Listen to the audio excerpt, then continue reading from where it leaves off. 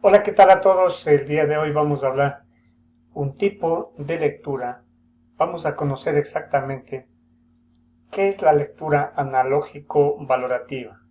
Recordemos, dentro de los procesos tenemos grandes capacidades para interpretar lo que es una lectura. En este caso vamos a ver lo que ya acabamos de decir, por lo tanto definimos o decimos que la lectura analógica valorativa es una estrategia de lectura que capacita al lector para emitir juicios y asumir una posición frente a lo que el texto dice. Es decir, no solo llegar a entender, a comprender, sino emitir un criterio formal, personal, de lo que quiso decir el autor. No se trata solo de saber lo que dice el texto, sino descubrir cómo lo dice y por qué lo dice, en qué condiciones, en qué contexto lo está diciendo ese texto, para que la persona que está leyendo interprete, asuma su responsabilidad de pensar afirmativa o negativamente. El proceso de la analogía consiste en realizar comparaciones entre elementos que guardan similitudes, aunque corresponden a situaciones, espacios o clases totalmente diferentes. Eso quiere decir, analogar significa comparar. ¿Qué vamos a comparar? Lo que dice el autor, lo que piensa él y lo que yo defino. Si estoy de acuerdo o puedo contrarrestar opiniones, diferenciaciones.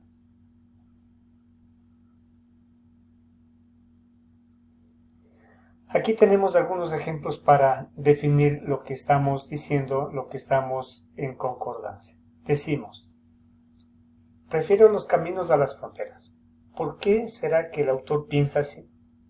Porque los caminos unen, los caminos desarrollan, los caminos apoyan, las fronteras limitan, las fronteras dejan afuera el conocimiento y otras cosas. Y una mariposa al Rockefeller Center y el farero de Pera, tras las líneas para un catalán, un andaluz, un mexicano, etc., sería diferente el pensar, ya sea las fronteras, ya sea una forma de estar unido a otro. Entonces, este es un proceso de interpretar, por eso decíamos, la lectura analógico-valorativa. Ahora, necesitamos comprender los procedimientos para que esta lectura sea profunda y realizable. Decimos que 1. Lee todo el escrito de manera general.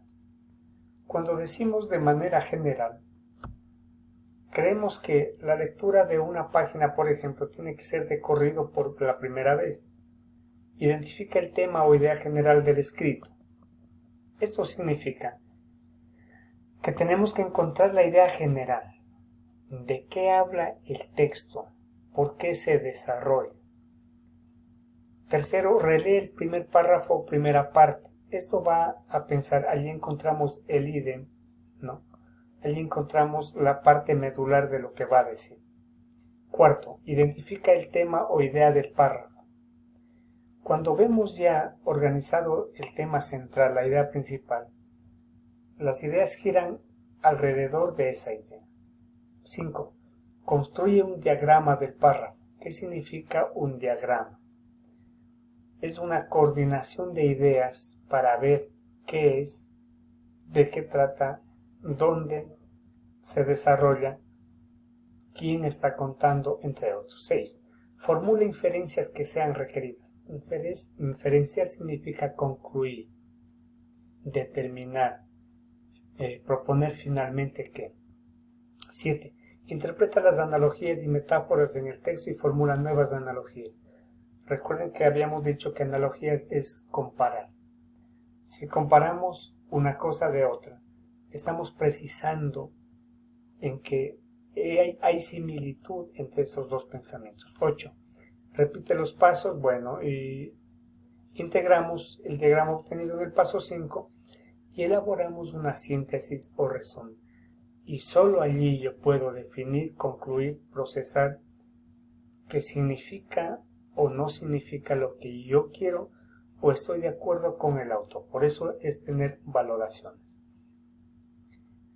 Cuando aquí podemos ver en un ejercicio ya muy personal, determinamos qué libro te abraza, el libro te propone, el libro te enseña, el libro te valora, el libro no hace daño.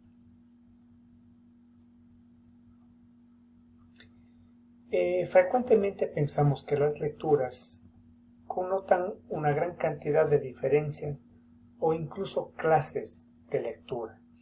Aquí determino un poco el proceso para definir cada uno de una forma muy acertada o muy corta. Cuando hablamos de una lectura literal, significa que no debo procesar ninguna información ni pensar. Simplemente, por ejemplo, un periódico, una lectura informativa, literalmente lo entiendo y no hay para dónde ir. Cuando inferencio una lectura, significa llego a una finalización, a una conclusión. Luego de ver, por ejemplo, el aborto es bueno o malo, luego de leer un texto, concluyo diciendo que debería o no debería procesar. Analógicamente decíamos que es comparar. Comparamos lo que dice el autor y con la vivencia personal, social, contextual. Y esto es lo que vimos hoy, una lectura valorativa o crítica. Luego de leer, critico, concluyo, formulo, ¿no? Hago comparaciones, puedo desarrollar en forma positiva o negativa.